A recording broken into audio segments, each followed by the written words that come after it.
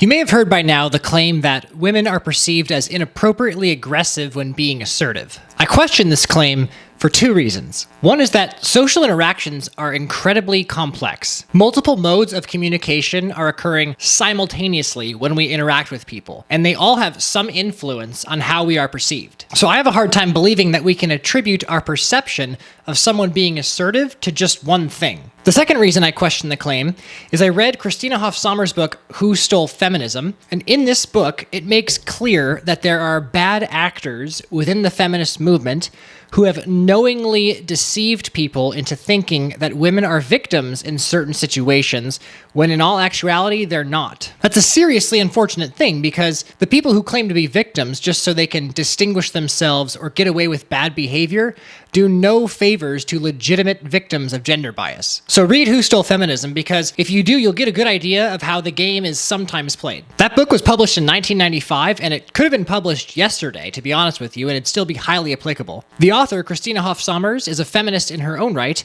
and she's noted how the feminist movement has become exceedingly cynical and resentful, especially over the last 40 years. I said I had two reasons, but here's a bonus reason for you. I'm not a social scientist, but if I did believe the claim at face value, I believe I did what any good social scientist would do, which is look into the claim and find out exactly what is happening and uncover any details we possibly can. With that being said, I had some initial thoughts before I started my research. Although men and women are quite similar in terms of how assertive they are, women are slightly less assertive than men. Women are also more agreeable than men, so they tend to be less confrontational and more passive. Part of what the claim is saying then, and this is mentioned as a factor in a few studies, is women are sometimes penalized for acting more assertive and less agreeable than the average feminine temperament. It sounds like it could be a plausible hypothesis, but it doesn't hold up when we look at criminal convictions. Men are actually 6 times more likely than a woman to get a conviction for an identical crime. So a question I would have is, why are women given preferential treatment by the court? Here we have an example where greater empathy is shown for females, which seemingly contradicts the claim that women are penalized more harshly when exhibiting aggressive behavior. Second is that if the claim is true, I suspect an explanation derived from evolutionary psychology will be more applicable than one that comes from social constructionism. If you're not familiar with those terms, look them up, because there is a little battle going on between the social constructionists and the evolutionary psychologists, which it's essentially the age-old argument of nature versus nurture. So I've consolidated my research, wrote it all down, synthesized it, and I'll read that to you now, and I'll point out that I'll put all of the studies that I found, all of the links will be in the description of this video. You can check them out for yourself. They're very interesting. I mean, human interactions are incredibly complex, and these research papers start to uncover that, and they find all the minutia that goes into a social interaction. I essentially found out very quickly that you can't really, it's not easy to make blanket statements about social interactions, especially in terms of gender. So read these studies and you'll find all these little nuances that go into how we perceive each other as we communicate. To investigate the validity of the claim, which again is that women are perceived as inappropriately aggressive when being assertive, we must define the claim as narrowly and clearly as possible. What's the definition of assertive? It means disposed to or characterized by bold or confident statements and behavior. What does bold mean? Bold is being fearless before danger. In other words, the claim is that women who tell the truth and are fearless before danger are perceived as inappropriately aggressive. Both those who are claimed to negatively perceive them and consequences stemming from these perceptions vary due to context. Now, as it is written, the claim is concerned with how a female is perceived if she tells the truth, not how she tells it. But I think those who make the claim actually mean that females are perceived negatively when aggressively telling the truth. So let's define aggression. Aggression is a forceful action or procedure, such as an unprovoked attack, especially when intended to dominate or master. Assertiveness and aggression are not the same thing. Again, being assertive is to tell the truth and act boldly. Aggression is a vehicle for delivering assertiveness and is sometimes appropriate. But if aggression is on one side of a coin, then stoicism is on the other. And men and women should both be called out when using inappropriate aggression to tell the truth. After research addressing the claim began in the late 60s and early 70s, it was summarized here in this paper from 1986. It appears at the very least that the claim is not true of all social interactions involving females being assertive. So what characteristics do the social interactions that produced evidence of the claim's validity share? One study from 1990 found that, quote, although both male and female observers, and observers is exactly what it sounds like, somebody observing somebody speaking, rated unassertive female models as being more likable in refusal situations. And refusal situations, again, it's exactly what it sounds like. It's someone having a conversation with somebody else and someone is refusing something from the other person. So unassertive female models were rated as being more likable in refusal situations.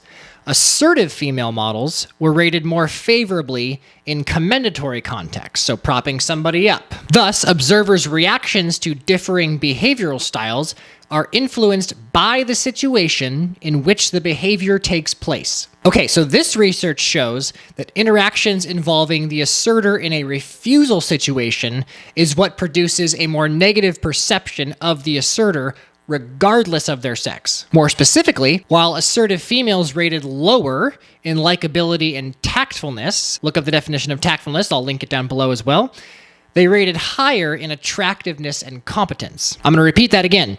Assertive females rated lower in likability and tactfulness, but they rated higher in attractiveness and competence. The reciprocal is also true. Unassertive females rate higher in likability and tactfulness, while rating lower in attractiveness and competence. Interestingly enough, this study from 2016 found that men were negatively perceived when being quote-unquote dominant, which is this study's word for assertive, which differed from my own, the one that I provided earlier in the video. Though the men were negatively perceived, women were actually more negatively perceived, but the difference was not far from zero. At this point, the research on social interactions makes absolutely clear that there are multiple factors that influence one's perception of someone being assertive. For example, this study from 1982 found that positive perceptions were influenced more by eye contact and body language than verbal content. We also know that one's tactfulness in conversation contributes to how one is perceived. Now, I don't know if further research needs to be done that identifies the elements that form one's perception of an individual being assertive in conversation. We may already know all of the elements that form that perception, but we do need to precisely quantify the amount of influence elements like eye contact, body language, verbal content, and tact have on the perception. Here's the kicker right here. In our interactions with people, our perceptions are based on a multitude of things. So given that, if we assess somebody as being too aggressive in conversation, it's not due to just one thing. So my best guess at this point, after reviewing the studies, is that if you're perceived as aggressive in conversation, you're probably being aggressive. What we might be able to say, but I can't confirm this as of yet, is that women might be perceived as more aggressive than men, even if they're being equally aggressive in conversation. But they're still being aggressive. Even if you take gender away, they're being aggressive. So it's not that in a conversation, women are not being aggressive at all, and then just because they're women, they're being interpreted or perceived as aggressive. It's that they're being aggressive in the conversation, but is their gender making it seem like they're being over the top about it? Is it the extra kicker that makes it seem like they're being too aggressive? The studies I have found don't go so far as to test if any difference remains in the perception of male and female asserters once all elements other than sex have been considered. Now, cause for concern is that a substantial body of literature, which I will link down below, was published between 1974 and 1989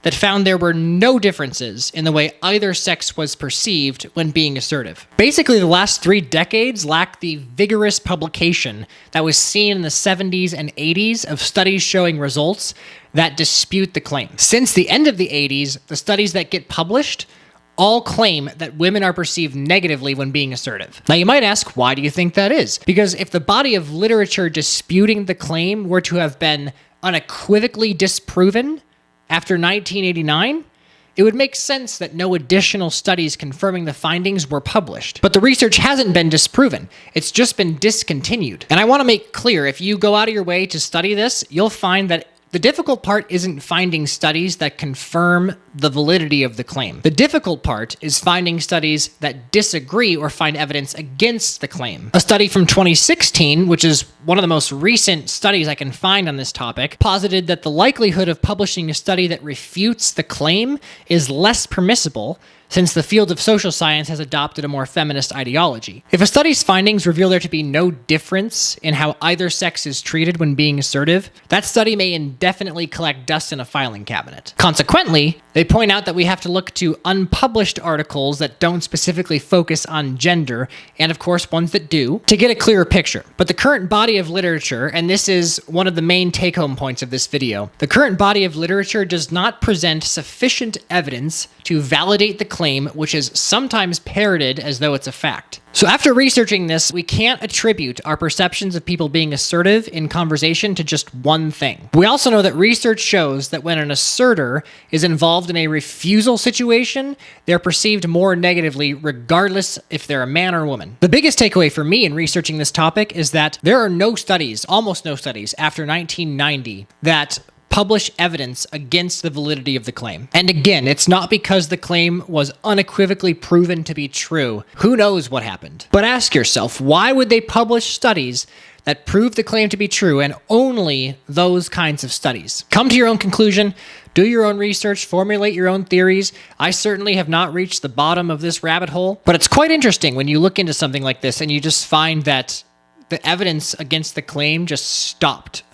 Stopped cold turkey about 30 years ago. And that's not to say that the claim isn't true. It just means that it seems like the evidence being presented is biased in one direction. But that's it for this video. I hope you got some value out of this. If you did, please hit the like button. Also, comment down below if you know more about this subject or have additional studies that you can point me to. I would love to read those, especially if there's more up-to-date research that I'm just missing, especially research that was done in the 21st century. That would be awesome. But put those in the comments if you've got them. Even if you don't, let me know your thoughts. And as always, please subscribe for more content, and I will see you in the next video.